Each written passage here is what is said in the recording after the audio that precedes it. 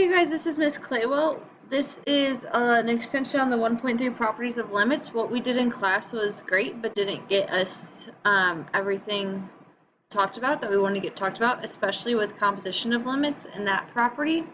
This will be on your Delta Math. So if you need support with your Delta Math, this presentation may be helpful. If you find that you're able to get through your Delta Math simply by their examples and explanations, then this video may not be helpful for you. So we use this definition in class. The part that talked about, or this property, this you saw in your notes, it was property 8. We took the limit of the inside function and plugged that value into the outside function. However, in class, we did not fully expand upon this idea that only holds true if the limit of the inside function exists and if the outside function is continuous of the limit at the limit value. So we're going to take a second to talk about this word continuous. Continuous means no holes, jumps, or asymptotes. Another way to think of it is I can trace this whole function without needing to lift up my pencil or without there being like a hole or anything. If I looked at this one that says not continuous, I see that I have a hole and a jump. I'm not able to trace the function in one motion. So you can be continuous at a point. So for example, this function that says not continuous, it's not continuous at this point. So we're going to say this is like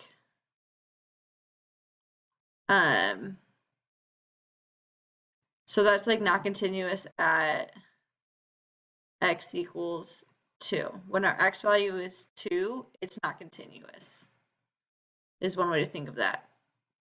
But everywhere else, I have a straight line, but at 2, I have a hole and a jump.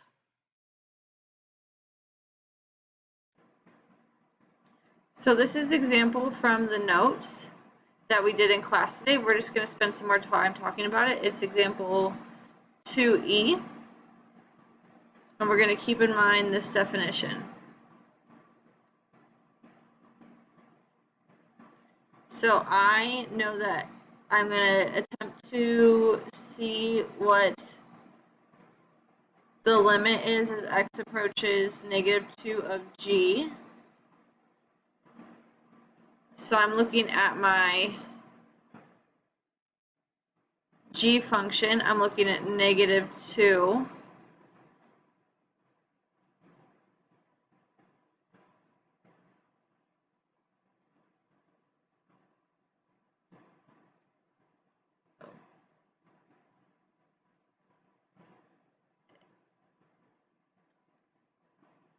It appears that this is the same as a -3. So my limit as x approaches -2 of g of x equals 3. So I can think of this as f of 3. This statement was true. Now I need to see if my outside function is continuous at 3. So in other words, if my f function is continuous at 3, so I'm going to go look at my f function. Sorry, -3. My mistake.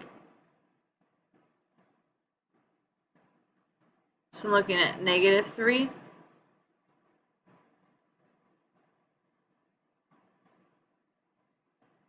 At -3, it does appear to be continuous. So then I know that this is true. So I can just plug -3 into my f function. The value of my f function at -3 is going to be 6. So your final answer to this would be 6. Okay, this is an example that's from Delta Math, or similar to one that you would have in Delta Math. So it's asking, I'm going to see if the limit exists as x approaches -2 of g of x. This is my g function.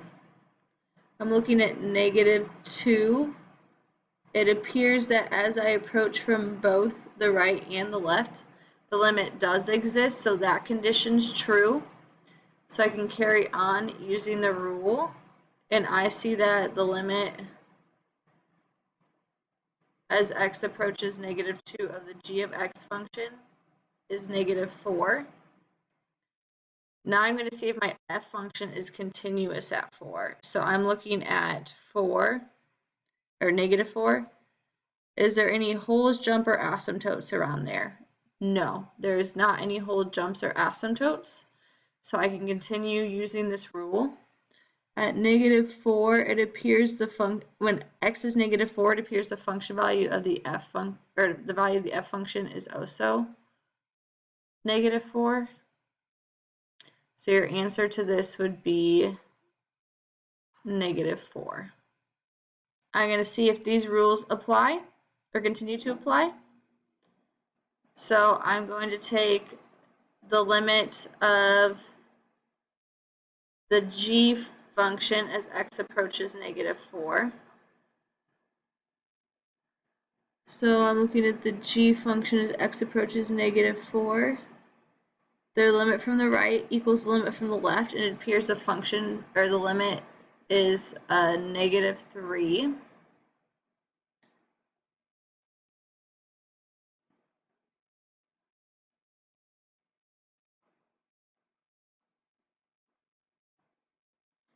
So now I want to see if I know that it's true for this statement is true. Now let's see if my f function is continuous at -3. So I'm going to go look at -3. Oops, what do I see at -3? So it is not continuous. I have a jump there. So this statement is not true. So what I would say is, because it's not continuous,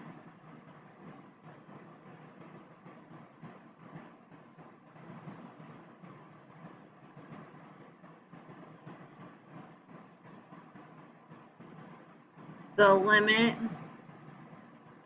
of the whole thing that it gave us does not exist. So yes, technically the function value exists at -3, but this whole rule and this property does not apply because it's not continuous at x equals -3.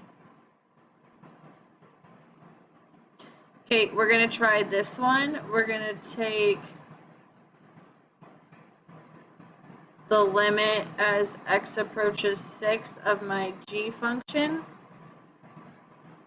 So let's look at my g function as x approaches 6. So far, oops, everything looks good. The limit from the right seems to be approaching the limit from the left. It appears to be at -1.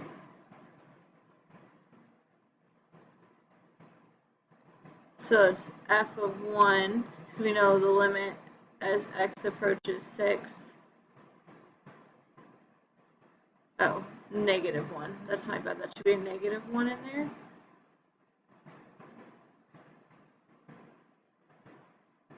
We see that this rule applies, or that condition applies. Now we're going to see if the f of x function is continuous at that -1. So let's go to my f function. Let's look at -1. Uh-oh, I see that I have a jump.